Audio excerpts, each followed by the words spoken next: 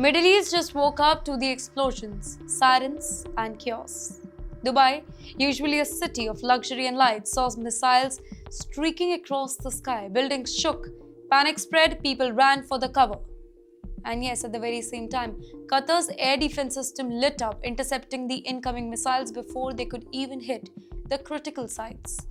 And of course, in Saudi Arabia, reports of drone swarms targeting military installation added to the tension here. And all of this, according to the IRGC, it is part of a massive coordinated strike on the US military bases. Along with that, they are also targeting strategic infrastructure across the Gulf. But you know what is the most alarming target here? That is Al Udeid Air Base in Qatar. That's right, the largest US military base in the Middle East right now.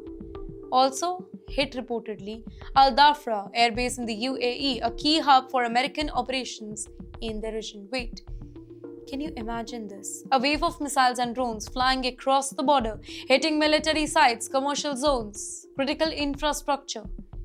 Ladies and gentlemen, the message is clear and loud. Iran is escalating the conflict like never before. Defense forces across the Gulf are now on maximum alert.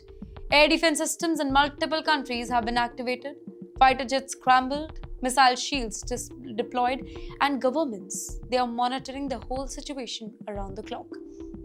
But wait, let me give you a bigger picture here. This is not just a regional skirmish.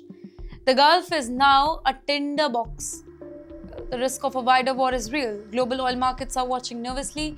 Shipping lanes in the Strait of Hormuz, which, by the way, it carries nearly 1/5 of the global oil, it can be disrupted.